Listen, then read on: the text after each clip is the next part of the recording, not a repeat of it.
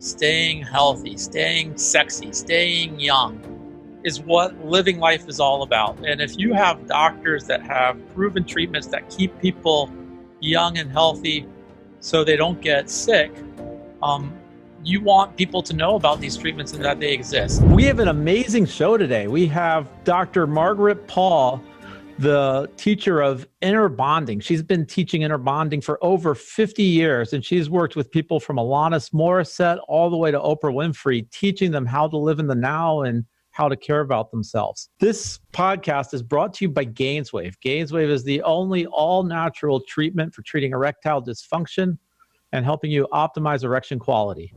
And I'm honored today to have Dr. Margaret Paul with us.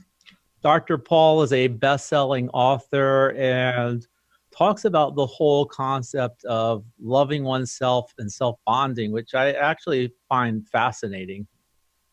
Thank you for having us on the show, Dr. Paul. Thank you for having me on your show.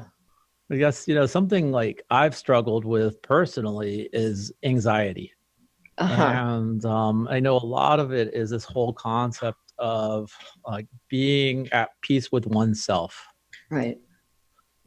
How do you advise people? And I know you've worked with literally thousands of people throughout your life. Right. Is there a simple answer to that? And actually, there is a simple answer, not always so simple to follow through on, but anxiety comes primarily from two sources. One of them is if there's an imbalance in your gut, like if you're eating junk food and causing the opportunistic bacteria to proliferate in your gut, that creates toxicity, which goes up into the brain, and that can create anxiety and depression. And the other is what I call self-abandonment, which is various ways. I outline 4 ways that people generally abandon themselves, and that creates a lot of anxiety. This is what I outline in my recent book, Diet for Divine Connection, Beyond Junk Foods and Junk Thoughts to At-Will Divine Connection. Do you think in the majority of people it's the way they eat, or do you think it's the way they were raised and the beliefs they have about themselves? It's actually both. I've worked with people who have eaten really well, but they still have a lot of anxiety because of the self-abandonment, because they're treating themselves badly. And then vice versa, where I've worked with people who have learned to treat themselves fairly well, but their diet is terrible and they still have anxiety. So it's really got to be both things. And I stress to people that they need to be loving themselves both physically and emotionally. So if you like, I can talk about the 4 major ways that people abandon themselves that create anxiety. That sounds great. Okay, good. So one of the ways is that all of us learned at some point to stay up in our mind. When we were young, most of us had some trauma. We might have experienced some deep pain, loneliness, heartbreak, grief, helplessness over other people, whether in our families or schools or peers. And when we're little, we don't handle those feelings well. We don't know how to manage this deep pain. So we learn to go up in our head. And then and that kept us from feeling these feelings, and it was part of our survival. But now the problem is that would be like today, like let's say you have a child who comes to you upset. And instead of caring about the child and attending and wanting to know about the feelings, you just stay in your computer or in your book or, in some way you stay up in your mind rather than attending. And that's what people do to themselves. They ignore their feelings and they ignore the information that their feelings are giving them, because our feelings have vital information for us, not only about how we might be treating ourselves, but about what's happening with other people and events in our lives. So that's one way. Another way is that many of us learned to judge ourselves. Many people were judged and criticized as we were growing up, again, whether family or school or peers. And then we absorb that into our own ego wounded self. And we tend to kind of kind of in the background. We tend to say things to ourselves like, oh, you're not good enough, or you better be perfect, or you better do this right, or how could you have been so stupid, things like that. Well, if you treated a child that way, they would feel anxious, they would feel unloved. And yet people are treating themselves this way all the time. That's what I mean by junk thoughts. And then the third way is that people avoid their feelings with their various addictions. They may eat junk food, they drink, they smoke cigarettes, they're on social media, they watch TV, they work too much, they go after sex or pornography, they shop, they spend. There's so many ways that people have learned addictively to avoid their feelings. Well, this does not make us feel loved inside when we're trying to suppress our feelings with various addictions. And then the fourth way, which greatly affects relationships, is that we tend to make other people responsible for our feelings of safety and our feelings of worth. We work so hard to impress people so they'll give us approval, and then we feel like we're okay. And most people have not learned to define their own worth intrinsically by who they are in their heart and soul, rather than what they look like or what they accomplish. And so, again, if you use the child analogy, if you had a child and you kept trying to give the child away to somebody else and saying, well, that person has to love you, I don't want to do it, that person has to love you for you to be okay, that child would feel very rejected, very abandoned. And this is what happens on the inner level, is that we reject and abandon ourselves and then wonder why we're feeling anxious or depressed or angry. And so it becomes very important for us to start to be aware of how we're treating ourselves. What's the best way to be aware of how you treat yourself? Okay, so this is what I teach. This is the inner bonding process. And I can go through the steps briefly if you like. I would love that. So step one is learning to take the journey from being in your mind to being in your body, being in your heart and soul. And this took me a lot of practice because I was in my head and I was tuned into other people's feelings, but I wasn't at all tuned into mine. So it's about practicing getting inside your body and even knowing when you have a feeling. Lots of times when I start to work with people and I say, what do you feel? And they say nothing, or they don't know, or they feel empty, or they feel numb. They don't know what they feel. Well, if you're not aware of what you feel, then you can't learn from those feelings. You can't attend to them. So the first step is learning to be present in your body. And then step two is moving into your heart. And in inner bonding, there's only two intentions. One is the intention to protect against painful feelings with various forms of addictive and controlling behavior. And the other is the intention to learn to be loving to yourself. And so in step two, we consciously choose the intention to love ourselves, because if we're avoiding our feelings, then of course we're going to continue to do what we've been doing. And so we move into an intention to learn to love ourselves, and we teach people how to open to a higher source, their higher self, God, spirit, whatever it is for them, but to tune into that higher source of love and wisdom and comfort and invite that into their heart, inviting compassion into their heart. And then from that open and compassionate space, then we go inside and we ask, for example, the anxiety. We say to the anxiety, what am I telling you? How am I treating you? What am I doing or not doing that's making you anxious?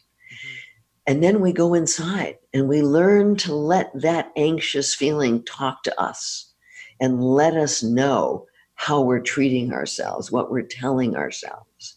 And once we understand what it is, then we go a little deeper into that programmed ego wounded part of us that's filled with all these false beliefs. So let's say you discover that you're anxious because you're putting a lot of pressure on yourself. You're telling yourself, oh, I've got to get all this done, or I've got to do it right, or I've got to be perfect, or I can't make a mistake, or I better not fail. I mean, these are the kinds of things people put pressure on themselves about. Well, then you want to go a little deeper and you want to ask that part of you. It's usually like a child or adolescent inside who absorb these beliefs that you've got to judge yourself and pressure yourself in order to get yourself to do okay. And so you want to be exploring, where did you get these beliefs, and what do you believe about that now? And once you really understand what you're doing and why you're doing it, then step 4 is opening again to that higher source of truth and love and wisdom, and asking, well, what's true? Is this true that unless I pressure myself, I'm going to fail or make all kinds of mistakes, or nobody will like me? And what would be loving to me? What's the loving action? And we learn to tap into what that loving action is. And in step 5, we take that loving action. And then in step 6, we go inside and see how we're feeling. And if indeed we have taken a loving action on our own behalf, we're going to feel a sense of relief. You're not going to feel the same anxiety when you're really loving and valuing yourself than when you're criticizing and judging and putting pressure on yourself. Just listening to that makes me less anxious. You have a very calming voice. I really appreciate that. Thank you. What did you teach this to yourself, or did you grow up very anxious? And how did you learn all of this? Yeah, I grew up very anxious. I had 2 narcissistic parents, and I was an only child, and my mother was a rager. And by the time I was 5, she took me to a psychiatrist because, of course, my anxiety was my fault, not my parents. Yeah. And the psychiatrist did such a bad job that at 5, I said to myself, I could do a better job than you. And that's when I decided to do the work that I do. And I trained as a traditional therapist, and did traditional therapy for 17 years. But I was not happy with the results, and I wasn't happy with my own therapy. I'd seen many therapists. And so then I started to ask for a process that would really work fast and deep and permanently. And that's when I met the co-creator of Inner Bonding, Dr. Erica Chopit. She's my best friend, and she had half the process and I had half. And so, of course, we had to meet, and Spirit kind of put it all together for us. And so I started practicing this process. I mean, I didn't know what I was doing because it was brand new. That was 35 years ago. And but I started practicing, and everything started to change in my life. And so this has been evolving for all these years, and it's become just an incredibly powerful process. So yes, I teach this. I work with people on phone and Skype. I have many trained facilitators that also do. I do workshops. I do intensives. I have many books out about this. I have a website where people can go to, innerbonding.com, and there's a free course. There's many inexpensive ways of learning this process if people are motivated to do that. Does one have to revisit their childhood to learn where those beliefs came from in order to change, or is it something where they don't have to do that? So I mean, we all absorb beliefs. We all absorb these beliefs because, if you think about your parents, I never saw my parents take responsibility for their feelings. I never saw them sitting down saying, gee, I wonder what I'm doing that's making me feel anxious or depressed. It was always, blame somebody, blame me, blame my father, blame my grandmother, blame somebody. My father did the same thing, blame somebody. I never saw them take responsibility. And so I grew up thinking, I grew up as a caretaker, that it was my job to take care of everybody because everybody in my family was not happy. And I was really sensitive. I could feel their feelings. And so I learned to just push aside mine and be a good girl, get approval. And so those were my beliefs. People pleaser, huh? Yeah. Oh, yeah. I was a people pleaser. And I was a people pleaser until Inner Bonding. And one of the reasons that I started to ask for a process is that at that time, that was 45 years ago. I just turned 80. And so at that time, I was really sick. I was life-threateningly ill. And I knew that I had to do something. And I didn't know that so much of it was coming from self-abandonment. I had no idea. But as I started to practice Inner Bonding and learn to love myself, I started to heal. But it was a really challenging time, because when you've been a caretaker, when you've been a good girl and you've been pleasing everybody else, a lot of people around you are going to be very upset when you stop caretaking them and start to take care of yourself. So it was a really challenging time for me. My parents were angry. They basically disowned me. And I lost my 30-year marriage. 2 of my 3 kids were mad at me. I mean, it was really hard, but I got me back. I got my health back, and I started to feel joy for the first time in my life. So I had to be willing to lose others rather than continue to lose myself. It was like either I continue to do what I was doing and know that I was going to die, or I take the risk of taking loving care of myself and losing the people I love. So I wasn't ready to die. So when you talk about health, and you talk about ready to die, what are the health problems that go along with not loving yourself and self-abandonment? Well, as we know, stress is a huge issue regarding health. And what happens when we're stressed, when we're anxious, depressed, angry, we're stressed, is that and when we're putting pressure on ourselves, when we're judging ourselves, we're creating a lot of stress. What happens when we're in stress is the fight or flight mechanism goes active. And what happens there is that the blood goes into the arms and legs for, fight or flight. And it comes out of the immune system, it comes out of the organs, it comes out of the brain. And when this happens over and over and over again, the immune system stops functioning well. And that's what was happening to me. I was so anxious and so stressed so much of the time that my immune system was shutting down. And doctors were warning me. I mean, I didn't know what was wrong. They were warning me, and I didn't know why my immune system was shutting down. And it's just incredible that inner bonding came in at that time, and I started to love myself, and that's what changed everything. Because I mean, probably for the first time in my life, I wasn't anxious, I wasn't stressed, and that changes everything. And plus, the other form of self-abandonment is eating junk. I mean, look at all the people that, they eat sugar and processed foods and factory farm foods, and all of that also creates the stress when we eat that kind of food and create the imbalance and creates the anxiety and depression. So it's both. It's what we put in our body with food, and it's what we put in with our thoughts. And when I started to do that, well, I had been eating well for a really long time, but that did not take away the stress. It was when I started to practice inner bonding and stopped abandoning myself that then my immune system kicked back in. So this is vital for people to be healthy, is to start loving themselves. You've been doing this now for over 50 years. Right. So you're a pioneer in this. And lately, it's like every buzzword now is meditation, live in the now. You see all these people that have come about talking and preaching this stuff. And you see meditation apps. How important is it to meditate? And if somebody's never done that before, what would you recommend? Okay, so meditation is wonderful, but it's one of those things that it depends upon your intention, because a lot of people are meditating in order to bliss out and avoid responsibility for their feelings. That's just another way of abandoning themselves. If they're meditating to truly connect with themselves and connect with their higher guidance, then meditation is wonderful. For me, my meditation is inner bonding. I do this all day long. So it's an all-day meditation for me. I'm not much of a sitter. I'm a really active person. I'm a mover. So just sitting doesn't work well for me. In fact, every morning I go out, I walk my dog, and I do an out loud inner bonding process because I live rural.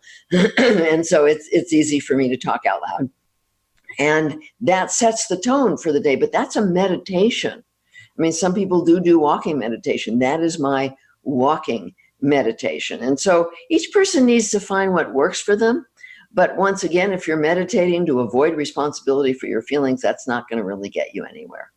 How about just to quiet the mind? Because you mentioned something earlier, that it's important to stay out of your mind and be attuned to your body. Right. And this, well, for me, this took a lot of practice because I was totally in my mind. And I had to have reminders. I couldn't even remember to do it. I had to wear something that buzzed against my body and reminded me. People can use their cell phones today to remind them. I wore rubber bands. I put sticky notes around. I did all kinds of things to say, tune in, get present in my body. It took me a lot of practice. Now I live by being present in my body, and I know the moment I feel anything other than peaceful and full inside. And so I can attend to it the moment I feel it. But before inner bonding, I was anxious all the time. I had no idea what to do about it. So the moment you feel it, you probably feel something. What do? You just... Okay, the moment I feel it, I go inside and say, what did I just say to you? Because this feeling part, you can think about the feeling part like an inner child or your soul or your essence. And I think of it like my inner child. And I say to her, what did I just tell you?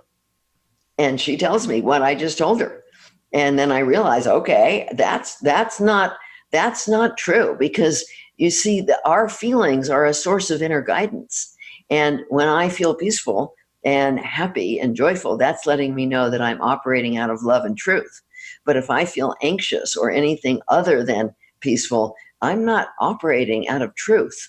And so if I get that twinge of anxiety and I say, what did I just tell you? I immediately know that that's not true, because that's my inner guidance letting me know that. This is one of the things that's so sad to me, is that people, they suppress their feelings, even with medication. They feel so anxious, maybe I better take medication, or depressed, rather than getting the message.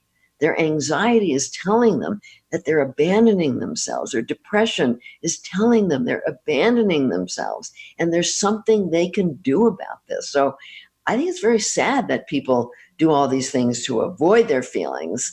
I cherish my feelings. I am thrilled that I now live inside my body, and that this inner child, this soul self, communicates to me instantly if I'm saying something that's not true or that's hurtful to myself. So how do you deal with unpleasant feelings? Well, that's what I'm saying. If I have any kind of unpleasant feeling, I go in to find out. Like, let's say I'm with another person, and I'm not feeling good with them. I'm going to go inside and I'm going to say, what's happening? Why isn't this feeling good? And my inner self is going to say, well, this person is needy and they're pulling on me for my approval. They're not really connecting. I feel lonely with this person because they're not present. They're not connecting to me, or they're judging me, or they're very intellectual. They're very disconnected. And my inner self is telling me all this. And this really helps me with my clients, because I stay very tuned in. And I know immediately where somebody is, if they're in their head, if they're intellectualizing, they're analyzing, they're completely dissociated from their body. I can feel it inside. Or if they're pulling for my approval and they're very needy, I can feel it. So these feelings are so important to me, giving me so much information. It's like when you pay attention to your gut, you pay attention to the signals. It tells you if this person is from a loving place or a dangerous place. Right. That's right. And your gut feeling will also tell you if there is danger happening. I mean, I have a lot of clients that had gut feelings about things and listened to them and prevented really bad things from happening by listening to that gut feeling. So people need to learn to trust their gut. They also need to learn to trust their higher guidance, because we live in a universe of love and compassion and wisdom and truth that is always here for us. And I can't tell you how many times I've gotten the message of something to do that if I hadn't have done it, I might have either gotten seriously hurt or even died. And so I rely on that higher guidance. And part of connecting with that is being present in my body, in my heart, and being open to learning, so that I can receive that guidance at will throughout the day. Now, you mentioned the healthy gut is important to tell you, because you're talking about feeling it from the gut. Yeah. And you're talking about how diet is so important. We all know to stay away from sugars and breads, but what's the best diet, or do you recommend probiotics for staying attuned to your highest self? Okay. What I talk about in my book, Diet for Divine Connection, is I don't recommend a particular diet because everybody's got their own philosophy. But what I do recommend is that whether you're a vegan or vegetarian or keto or paleo or Mediterranean, whatever it is, that it be all organic, that you do not eat factory farmed anything, produce, meats, anything, that you do not eat processed foods and, of course, sugar, and that you stay away from the industrial seed oils, the safflower, the sunflower, canola, soy. These are very toxic because they create a huge imbalance in the body between the omega-6 and the omega-3, which is responsible for a lot of the problems in our society. And so I do recommend fermented foods for people, however they're comfortable getting them.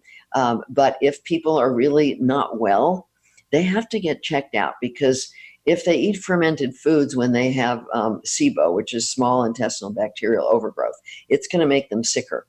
And so people need to get checked out from a functional medicine doctor and find out what's really going on if they're not well before they really take things into their own hands. And so I've experimented with food. I teach people in the book how to tune in to what's right for them, because as I said, there's no one right diet. And I've experimented for a long time, and how I eat now is fantastic for me, might not be fantastic for everybody. And so, each person needs to be tuned in again to their body. What are the signals that their body is giving them regarding the food they eat? Now, I have 3 kids and I'm doing the best I can to raise them in a loving environment, but they care so much what people think on Snapchat and Instagram. And we don't know what social media is doing to people. Right. Like how do you advise parents who have to raise kids in this day and age? One of the things that is so very important is for parents to be doing inner bonding and be role modeling, defining their worth intrinsically. So that, and to help the children to do that, because, with social media, they're getting so much of their sense of worth externally through what's happening with other people. And this creates an enormous amount of stress for them. I work with some adolescents about this who are just so stressed out. They're so worried about their peers' disapproval, and what if they lose a friend, and what's happening on Facebook, and on and on and on. It's very sad. They need to learn to define their worth intrinsically, and their parents need to do that. We all need to know who we are on the inner level. We need to know about our ability to love, our compassion, our caring, our generosity, our kindness. Like if you think about how you choose a friend, do you choose like the best looking, wealthiest, most successful, or do you choose a friend who's kind and caring and compassionate and there for you, who's loyal, who's who you can count on, who's generous? I mean, usually people choose their friends from their intrinsic qualities, not from the external, and yet they define themselves from the external. And so it's really important for parents to learn to define themselves intrinsically and then help their children do the same thing. And it's especially important at this time because we need to become immune to the advertisements, the politics, all the things that people are trying to impose on us. We need to be able to tune into what's right for us and wrong for us, what's true and what isn't on the inner level. And so it's so important that we're tuned in, and it's so important that we trust who we are and our inner guidance at this point. And that's one of the best things that you can do for your kids, doing your own inner work, dealing with your own anxiety, learning to take responsibility for your own feelings, learning to be in joy for yourself. Your children will absorb a lot of that. I love the message. I think we're in a time now where politics is toxic. Everybody seems to be a victim, and more people need to stay attuned to that message. I think it's wonderful Right. what you're doing. Yeah, and it affects the whole planet. It's like, with the whole issue of climate change, which is such a big issue now. People junk up the planet the way they junk up themselves. They treat the planet the way they treat themselves. So, if they're pouring junk into their junk thoughts, junk food into their bodies and not caring about how they're treating themselves, how are they going to care about how they're treating the planet and how they're treating others? And so it becomes so vitally important at this time to start to learn to love ourselves and extend that love out to others and to the planet. One of the things that so many people I work with are struggling with is their relationships. And people go into relationships so often to get love, to get approval, to get seen, to get valued, to become okay. And this is a codependent relationship. It's making others responsible. But when each person learns how to love and value themselves and fill themselves up with love, then they have love to share. And this is what we need. We need relationships with people who are sharing love with each other, sharing love with others, sharing love with the planet. This is what's going to heal our planet. I love the message. So if somebody wants to learn more about inner bonding, they go to innerbonding.com. Right. They take your course, they read your books. You still see a lot of patients? You still? Oh, yeah. I work with people on phone and Skype. I have many trained facilitators who work with people on phone and Skype. I teach weekend workshops around the country. People can find out about this on the website. I do 5-day intensives, 3-day intensive lectures. And I have a free course on the website that people can begin to learn. And then I have a 30-day Love Yourself course. I have many books about inner bonding. There's many ways, there's many free ways for people who don't have funds. We try to make it available to everybody. I want everybody to learn this. And so, people don't have to spend a lot to learn inner bonding if they're devoted to doing the practice. It does take practice. It's not instant. I think that's great. I spent some time on your website before talking to you, and I think a lot of the things that you discuss and the law of attraction, I think that's it's an amazing story. I think it just needs to be talked about more. And I think we have to stop pointing fingers and just take responsibility. Yeah, that's right. But people don't know how to do it. There's so few role models, which is why we need to access our higher guidance. That becomes the role model. Because when I started practicing inner bonding, I had no idea how to love myself. I mean, I had no role modeling. Where do you look to who's really loving themselves and role modeling that? And so I knew that I had to access a higher source of love and role modeling in order to know what to do. Well, that's great. So Dr. Paul, if you want to reach her, please do innerbonding.com. Thank you so much for your time, Dr. Paul. I really appreciate it. You're very welcome. Thank you so much for the opportunity. Thank you.